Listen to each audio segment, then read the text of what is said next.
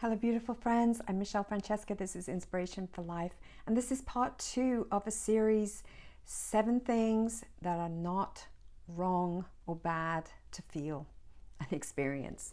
7 things that we often feel are wrong if we experience them or think them. Our programming, our conditioning has led us to believe that certain things are wrong or bad, when in fact they're natural, they're normal, and in many cases they are very useful. Number 1, we talked about sensitivity, being a sensitive soul. This is 2 and 3, doubt and not knowing.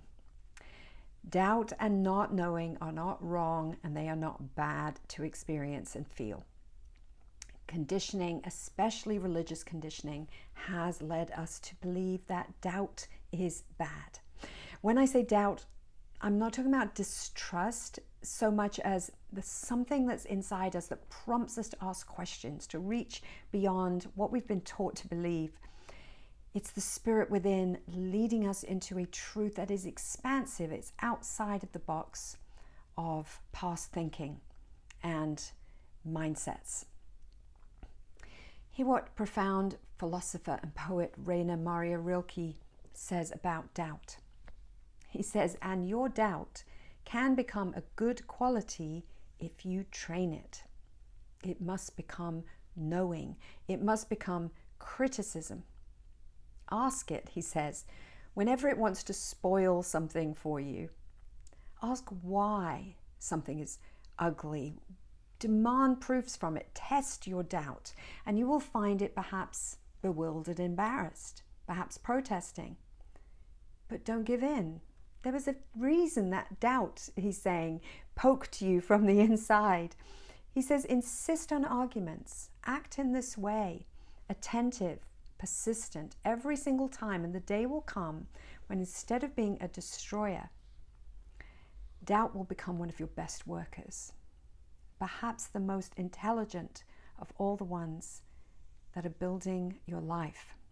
What a beautiful way to consider doubt, not as something that's wrong or bad, but actually as an intelligent worker that is building our life, because it can cause us to think critically. It can cause us to dig a little deeper in our understanding. It can bring us to new levels of comprehension and new levels of faith even. Doubt is essentially a feeling of uncertainty. It's a lack of conviction. Conviction about God, for example, must be from the inside out, not just a mental assent. Knowing God, it's a gnosis, it's an experiential knowledge. So it should include a sense of alignment, body, soul, and spirit. When we have a knowledge of something, there will be a congruency through our entire being. It won't just be something we know up here, but we're actually suppressing really twisted feelings in our gut at the same time. That's cognitive dissonance. If your gut, your heart, your body doesn't know it, if all you have is an information that's been deliberated in your logical mind, your linear mind only, this kind of knowing will likely undergo many phases of doubt to expand your knowledge and bring that knowledge into an integration of body, soul, spirit, consciousness. So be glad for your doubt. If doubt is poking you and tapping on your shoulder, it's a gift. It's not something bad. It's a wonderful, wonderful gift to actually bring you to a place of coherence and integration. Asking questions is the most natural thing in the world. What does a child do? Constantly ask questions. That is how a child grows. Asking questions is the springboard of evolution. So doubt is not wrong, it's not bad. Doubt can be one of your best workers because it is often the beginning of an unraveling of conditioning, of hierarchy, of rules, of a paradigm even, that we may previously have considered to be the only truth. Number 3 is not knowing. we have been led to believe that if we don't have a handle on life, on God, on our goals, our plans, and our future, that if we don't have some degree of control or understanding about things, that we feel that we are in some way failing. But not knowing is a beautiful and a very natural place to be. One of the greatest obstacles to knowing God is thinking we do. One of our greatest barriers to understanding ourselves and others is to base that understanding on what has already happened. The stories, the memories, the constructs of yesteryear. When we judge a thing that way and feel we know it, that word judge is really talking about a sentencing. It's almost as though we have put something behind bars and it has no further room to grow.